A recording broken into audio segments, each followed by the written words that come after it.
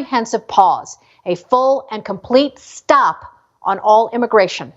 The COVID lockdowns and the post-George Floyd riots have caused profound and persistent economic and cultural devastation among hundreds of millions of American citizens. But we cannot get our own house in order unless we take care of our own people first. This means shutting the borders to illegal immigration and freezing all legal immigration as well. We're getting hit from all sides, and you can see it with your own eyes. Our sovereign nation is a laughingstock. Here's video taken by a pro-open borders journalist from just last week of illegals escorted across the Rio Grande Valley unimpeded.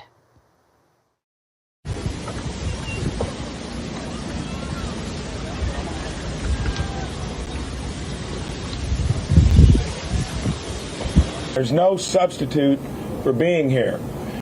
This was an unforced error on the part of the Biden administration. I'm hoping that there's enough political will on the other side of the aisle to do what they should have done in the first place, and that's not to try to fix something that wasn't broken and go back to what is working. To show you how brazen the other side is, the smugglers and coyotes. We get down to the river, and of course, nothing's going on because they knew we were coming, and all of a sudden you hear heckling from the other side.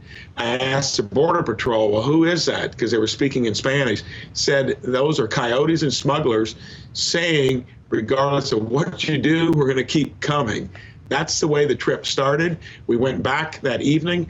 You could see a stream of mostly kids and very young adults, some infants, going into two staging areas under an interstate, under a road, port of entry, because there's so many people coming in with that welcome sign that Biden put out there, and he shut everything down that Trump was doing that was working before.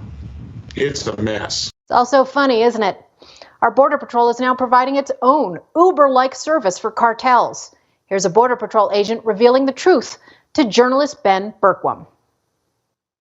Every bit of what we're seeing down here along the border is controlled and orchestrated intentionally by the cartels in Mexico.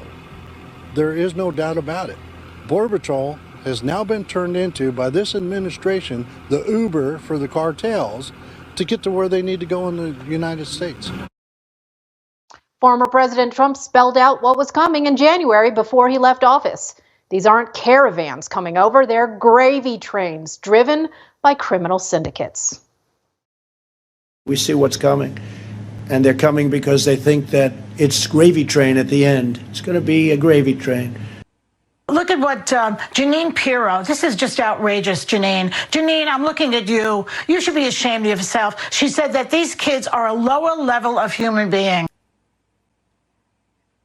Joy Behar, a perfect example of one who talks the talk.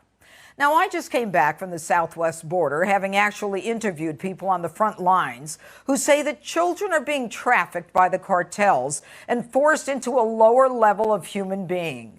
The sheriff in charge of the largest southwest international border area in the United States, and one of the most dangerous where the Sinaloa cartel operates, Cochise County, says that what's happening to these children is, quote, modern-day slavery.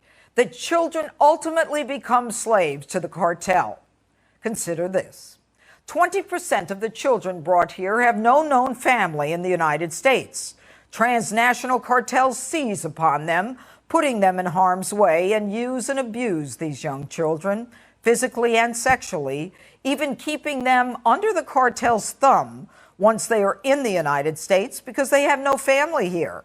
At this very moment, smugglers and coyotes are preparing to surge the border if our policies are loosened or removed. I mean, they're literally waiting, big groups of people, some of them very unsavory, I might add. This is an entirely preventable tragedy. It's waiting to happen. And it's happening, as many of us have been warning for years as well. It's not just Mexicans and Latin Americans traipsing across the southern border. It's the whole wide world. Today, they're coming in. You take a look. They're coming in from all foreign countries. I see they're coming in now from Yemen. They're coming in from the Middle East. They're coming in from everywhere. They're dropping them off, and they're they're pouring into our country. It's a disgrace. They're going to destroy our country if they don't do something about it. It was at a 45-year low, which President Biden failed to mention, when you had the wall built to the extent, even though you got gaps in it where he shut it down, and you had placement in Mexico where you weren't let into the country, and you were working with the Northern Triangle countries. Biden politically said we're stopping it because it was Trump. He's got a fiasco that 17 other senators witnessed as well. Well, politicians and propagandists keep calling the flood of foreigners exploited by human traffickers, drug cartels, big business, and the Beltway swamp a quote-unquote humanitarian crisis. Nancy Pelosi is using those words. House Speaker Nancy Pelosi is now calling the growing number of minors flocking to the U.S.-Mexico border a humanitarian crisis. And while Joe Biden has resisted invoking that exact phrase, his old boss paid lip service to the humanitarian crisis at the border that he helped manufacture for 8 years. We now have an actual humanitarian crisis on the border. In recent weeks, we've seen a surge of unaccompanied children arrive at the border, brought here and to other countries by smugglers and traffickers. To me, that's placing innocent, vulnerable children in a deadly environment, forcing them to be a lower level human that any reasonable person would recognize as abhorrent. It is those children I spoke about on Fox, the ones who are being trafficked, abused, and brought across the border, who then become slaves to sex traffickers. I know. Believe me, I know.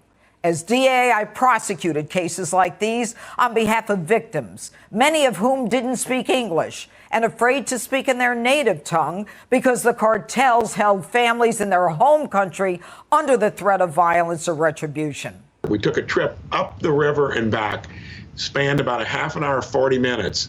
And I said, how can people get across that quickly? They said they're ingenious. They got a raft system, and all you need to do is get halfway across the river. In that span of 30 or 40 minutes, we come back, there was a body floating. So evidently, they tried to go through, and someone drowned in the process in that 40-minute stretch right before the news conference. But let me be clear about this. The very deliberate, well-planned, and organized surge at our borders is not merely a humanitarian crisis. It is a straight-up invasion. That's what I called the systemic overwhelming of our country back in 2002. Most recently, Georgia GOP Congresswoman Marjorie Taylor Greene, a guest of this show in the past, introduced a new bill called the Protect America First Act that would do these things. Enact a 4-year moratorium on immigration, increase deportation for criminal aliens, end chain migration, revive President Trump's zero-tolerance immigration policy, and rescind President Biden's open borders immigration executive orders. Mass migration, both illegal and legal, is robbing the citizens already here of their futures. Let's remember that 17 million of our people are out of work. If the Biden amnesty plan passes, it will import a foreign-born population nearly the size of California by bringing in here nearly 40 million foreign nationals to the United States. I'm Mike Lindell, inventor of MyPillow. Thanks to your support, you've helped make MyPillow become one of the fastest growing companies in America.